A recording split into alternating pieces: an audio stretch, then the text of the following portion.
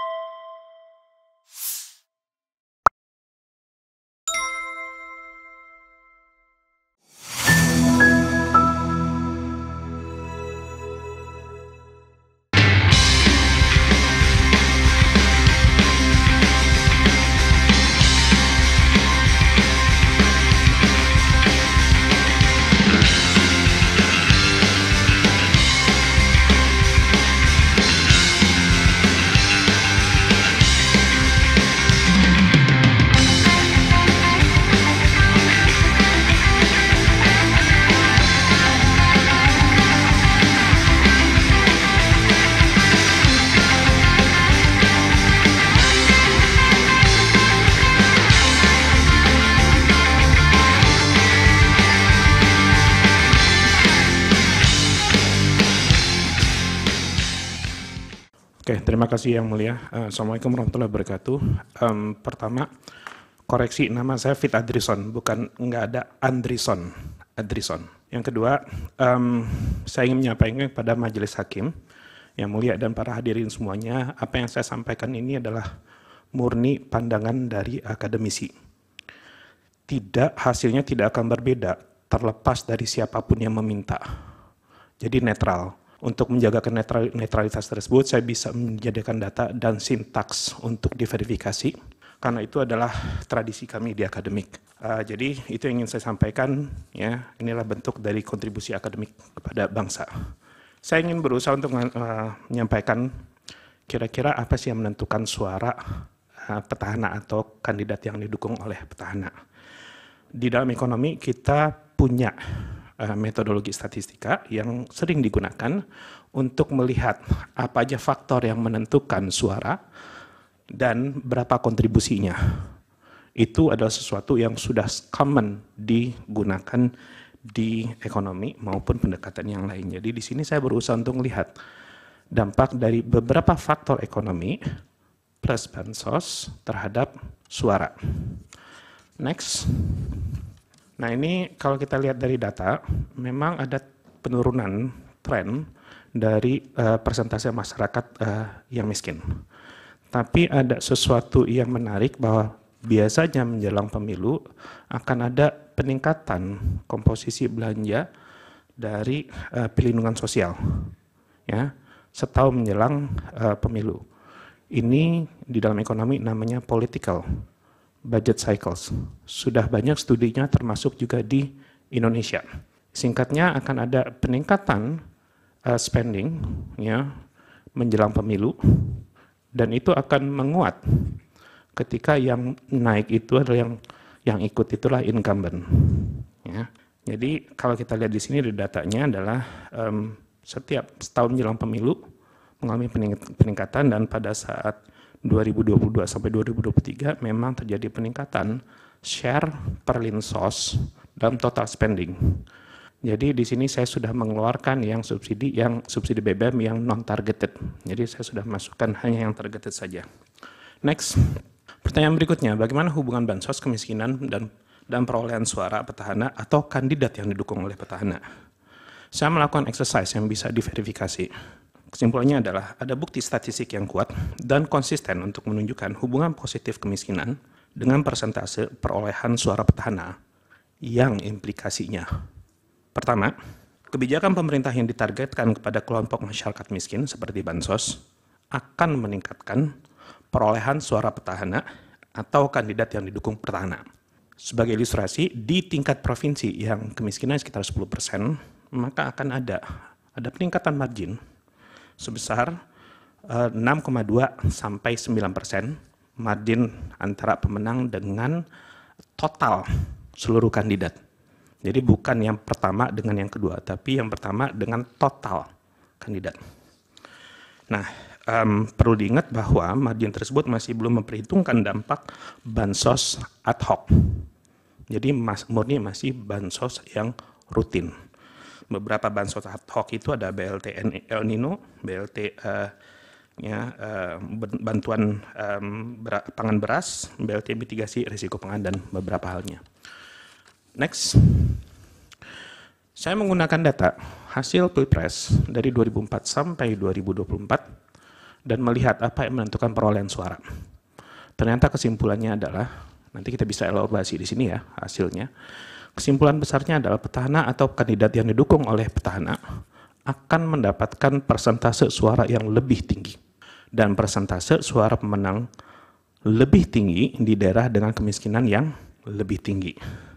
Ya, kita bisa nanti bisa dieksplor hasil tabel ini karena kita punya keterbatasan waktu. Next. Pertanyaan berikutnya adalah, kenapa bansos efektif untuk meningkatkan suara petahana atau kandidat yang didukung petahana? Berbeda dengan pertumbuhan ekonomi, pengangguran, dan yang lainnya, bansos itu bisa diklaim sebagai hasil dari kebijakan pemerintah. Masyarakat tidak bisa menyangkal bahwa bansos tersebut dari pemerintah atau dari pihak yang lain. Jadi masyarakat tidak bisa menyangkal bahwa bansos tersebut dari pemerintah, bukan atas kerja mereka atau pihak yang lain.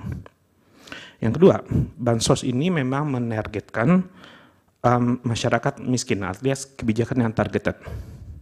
Ingat bahwa nilai itu akan berbeda, nilai uang itu, value-nya itu akan berbeda tergantung dari income seseorang. Bagi orang yang miskin, nilai 200.000 itu luar biasa dibandingkan dengan orang yang berpendapatan tinggi. Dan yang terakhir adalah perilaku miopik yang cenderung dimiliki oleh masyarakat. Perilaku miopik itu di dalam akademis itu kecenderungan mereka memperhatikan sesuatu yang lebih dekat terjadi dibandingkan dengan yang sudah lama terjadi atau yang akan terjadi beberapa tahun ke depan. Next. Ini adalah contoh tabel ilustrasi perilaku miopik. Ya, saya membandingkan dua kondisi. Kondisi pertama, si A memperlakukan dengan setelah B 4 tahun terakhir dengan buruk, namun dalam setahun terakhir itu begitu baik, maka yang diingat oleh B adalah B, A adalah baik. Sementara di kebalikannya, ya, jika perlakuan A terhadap B itu baik selama 4 tahun sebelumnya, namun di setahun terakhir itu buruk, maka yang akan diingat oleh B, A itu adalah orang yang buruk. Ya. Nah, masyarakat yang berpenghasilan rendah atau berpendidikan rendah biasanya cenderung miopik. Kenapa? Karena mereka fokus untuk memperjuangkan memenuhi kebutuhan hidup sehari-hari. Sehingga biasanya implikasi jangka panjang terhadap satu keputusan, termasuk adalah pilihan presiden, itu memiliki bobot yang rendah. Ya. Nah, ada evidence-nya enggak? Ada. Kebetulan di Indonesia memang sudah ada melihat hubungan positif antara jumlah bantuan dalam bentuk apapun, ya, itu dengan perolehan suara. Ya, bisa dilihat Aspinall et al. 2017 sama Tawakal 2017 dan itu publish di jurnal internasional. Jadi sudah melalui proses review yang rigorous. Dan evidence yang lain adalah hasil survei LSI menunjukkan bahwa 69% penerima bansos di 2024 itu memilih paslon 02. Ya. Berikutnya, mengapa pertumbuhan ekonomi yang tinggi dan pengangguran yang rendah tidak efektif meningkatkan perolehan suara petahana atau kandidat yang didukung oleh petahana? Sesederhananya adalah masyarakat belum tentu menganggap pertumbuhan ekonomi yang tinggi tersebut hasil kerja pemerintah. Mereka bisa mengatakan bahwa hasil yang baik itu adalah hasil kerja mereka. Karena memang tidak bisa 100% diklaim oleh pemerintah, berbeda dengan bansos. Bahasa sederhananya adalah perekonomian berjalan secara autopilot. Namun perlu diingat bahwa ketika kondisi ekonomi buruk, ya masyarakat akan berpandangan kondisi tersebut akibat pemerintah. Kenapa ada perbedaan pandangan tersebut dalam kondisi baik dan kondisi buruk? Ini berangkat dari aspek psikologis. Ya, reaksi orang itu lebih besar untuk sesuatu yang lebih buruk dibandingkan dengan yang baik. Di jurnal psikologi ada bad is stronger than goods, ya 2001. Kalau mungkin bagi teman-teman atau yang ya, bahasa umumnya adalah bad news is good news. Ya. Nah, next. Kita juga melihat bahwa ada kunjungan dari Presiden Jokowi sejak 2023 Oktober sampai Februari 2024 ke 30 kabupaten kota yang memberikan 44 bantuan, ya, dan 50% dari daerah tersebut berada di Jawa Tengah dengan total bantuan sekitar 347 miliar. Nah, yang menariknya jika kita lihat di tabel yang sebelah kanan, justru jumlah kabupaten kota yang dikunjungi oleh paslon 02 itu cuma 9. Ya. Sekarang pertanyaannya adalah, apa efek dari kunjungan ini? Saya melakukan pengujian statistik lagi, ya. Ternyata memang ada kenaikan perolehan suara paslon 02 yang cukup besar jika dibandingkan dengan suara Prabowo pada Pilpres 2019 dengan rata-rata kenaikan 32%, minimum 6,3, maksimum 66. Next. Ini hasilnya, intinya adalah, kita baca yang sebelah kanan, tidak ada bukti bahwa perolehan suara Prabowo di 2019 berhubungan dengan perolehan suara di 2024.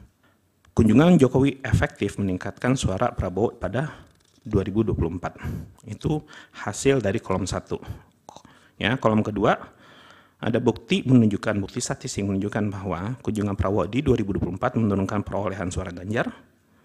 Kolom ketiga menunjukkan bahwa kunjungan Prabowo tidak berdampak pada perolehan suara Anies yang 2024. Dan yang terakhir, kunjungan Prabowo 2024 dan suara Jokowi itu semakin memperbesar kenaikan suara Prabowo. Nah, estimasinya ini sekitar ini tidak saya sampaikan, tidak saya masukkan, tapi sekitar kenaikan di 30 kota ini sekitar 6,1 juta tambahan, ya, tambahan suara. Nah, ada satu lagi mungkin, ya, lanjut. Nah ini saya berusaha untuk melihat kenaikan suara Prabowo antar pilpres. Kesimpulannya tidak ada hubungan antara suara Prabowo di tahun 2014 dan 2019. Ya. Terlihat secara statistik di sebelah kiri itu tidak ada bintangnya dan R-square-nya itu rendah, 0,09. Ada bukti statistik yang kuat, perolehan suara Jokowi 2019 berhubungan dengan penambahan suara Prabowo di 2024. Dan kita bisa menjelaskan, statistik ini bisa menjelaskan 76%. Ya. Ya, dan berdasarkan hitungan dari kolom 2, kenaikan suara Prabowo rata-rata adalah 14,6%. Next. Nah, ini saya berusaha untuk mengkalkulasi berapa dampaknya. Dengan memperhitungkan, ya, berapa total DPT per provinsi, terus kemudian berapa tambahan suara akibat dukungan dalam tanda kutip, ya, presiden dan bansos, maka diestimasi, jadi diboleh perhitungan sekitar ada tambahan 26 juta suara untuk paslon 02. Jika kita lihat total perolehan paslon 02 itu 96, ya, jika kita keluarkan itu maka kira-kira, ya, perolehan suara dari paslon 02 adalah 42%, 42,38%. Dan saya melihat ternyata dekat dengan hasil survei Carta Politika awal Januari yang dilakukan sekitar 4-11 Januari. Jadi dekat. Terakhir, sebagai akademisi, izinkan saya untuk memberikan masukan untuk ke depan. Satu, bahwa hasil pemaparan ini bukan berarti bahwa pemerintah tidak boleh untuk menggunakan bansos. Justru pemerintah harus memberikan bansos sebagai bentuk tanggung jawab terhadap masyarakat yang membutuhkan. Namun karena dana bansos itu berasal dari pajak yang dibayarkan oleh masyarakat, ya, maka diperlukan peraturan yang bisa mengurangi potensi penyalahgunaan bansos untuk meningkatkan perolehan suara petahana atau kandidat yang didukung oleh petahana. Demikian. Assalamualaikum warahmatullahi wabarakatuh. Waalaikumsalam. Ada pendalaman dari kuasa hukum? Terima kasih. Tolong slide nomor 11. Ahli, ada bukti statistik ya, di nomor 2 itu, perolehan suara Joko Widodo 2019 berhubungan dengan penambahan suara Prabowo 2024. Gitu ya. Saya mempunyai peta yang lain. Peta yang lain itu di Jawa Tengah saya menggunakan 2 sampel. Sampelnya itu adalah di Gerobokan dan Blora. Di Gerobokan pada 2014 suaranya Pak Prabowo 26,41%. Suaranya 2019 suaranya 14,58%. Di 2024 suaranya 55,95%. Jadi ada penambahan 41,37%. Penambahan suara ya. Terus kemudian saya menggunakan yang kedua. Yang kedua itu adalah Gerobokan. Di Gerobokan 2014 angkanya 26,41%. 2019 merosot menjadi 14,58%. Tapi kemudian meningkat di 2024 menjadi 55,95%. Jadi ada peningkatannya 41%. Yang tadi 46%. Terus kemudian saya mempunyai peta yang lain. Peta yang lain itu adalah kunjungan Pak Jokowi di Jawa Tengah. Dalam peta yang saya pernah sampaikan di slide 43 majelis dalam presentasi permohonan. Itu Pak Jokowi tadi saudara mengatakan, coba lihat di slide nomor 9 ya. Nah, data saudara mengatakan Pak Jokowi mengunjungi 30 kabupaten kota. Ya, Pak Jokowi mengunjungi 30 kota dan 50%-nya adalah di 50%-nya adalah di Jawa Tengah. Catatan saya memang ada sekitar 13-14 kunjungan. Nah, pertanyaannya adalah gini. Kunjungan Pak Jokowi di Jawa Tengah dalam periode yang saudara sebutkan situ, ya, ada 50% lebih. Dan ada digelontorkan bansos. Dan dalam penggelontoran bansos itu kalau dilihat dan dikaitkan dengan suara Pak Prabowo, itu sebenarnya suara Pak Prabowo kan flat ya, bahkan menurun itu dibandingkan 2014 dan 2016. Pertanyaannya gini, apakah peningkatan kunjungan dan peningkatan jumlah bansos ada data yang lain lagi? Data bansos Januari 2023, saudara ahli, itu hanya 3,38 triliun. Tapi di Januari 2024 itu 12,45 triliun.